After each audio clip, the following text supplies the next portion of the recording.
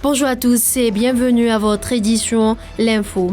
Les États-Unis ont mis leur veto hier vendredi à une résolution du Conseil de sécurité de l'ONU réclamant cessez-le-feu humanitaire immédiat dans la bande de Gaza réclamée avec force par le secrétaire général de l'ONU Antonio Guterres.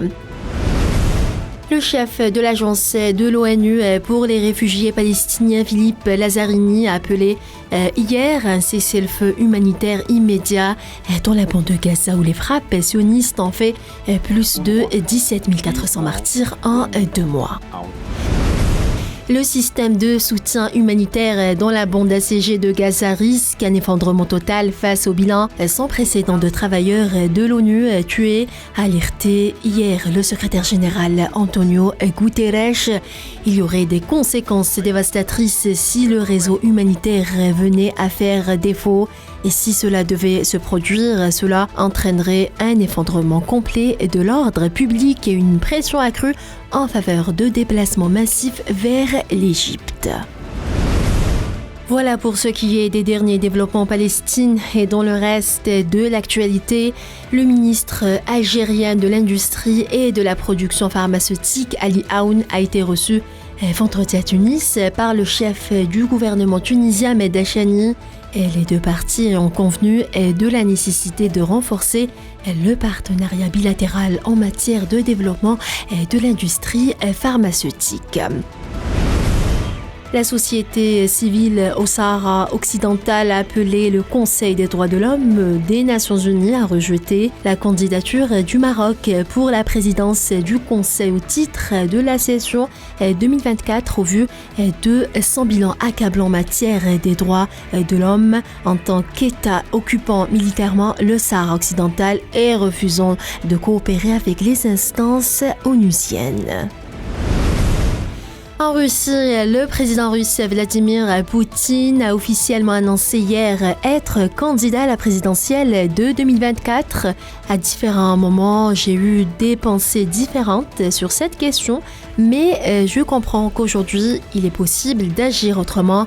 Je me présenterai donc à l'élection présidentielle, a déclaré le chef de l'État russe. Le mandat actuel du président Poutine expire le 7 mai 2024. En Tunisie, depuis le début de l'année en cours, les unités de la garde côtière tunisienne ont pu déjouer de nombreuses tentatives de migration irrégulière. 69 000 immigrants clandestins ont été arrêtés avant de pouvoir atteindre les côtes italiennes, a indiqué le porte-parole officiel de la garde nationale Ousamedine Djibabli.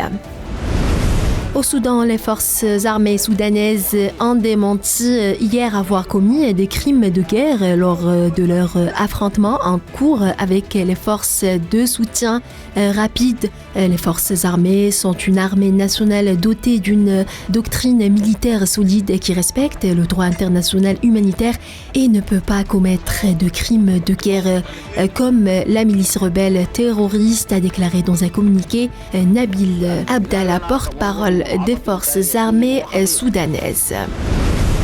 L'ancien Premier ministre du Burundi, Alain Guillaume Bunyoni, a été condamné hier par la Cour suprême à une peine de prison à perpétuité, notamment pour avoir voulu renverser le gouvernement et avoir menacé la vie du président, a indiqué une source judiciaire.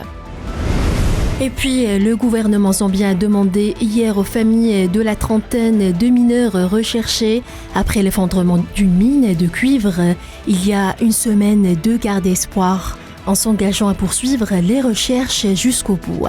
Voilà, c'est la fin de ce bulletin d'information. Merci à vous tous de l'avoir suivi et à demain.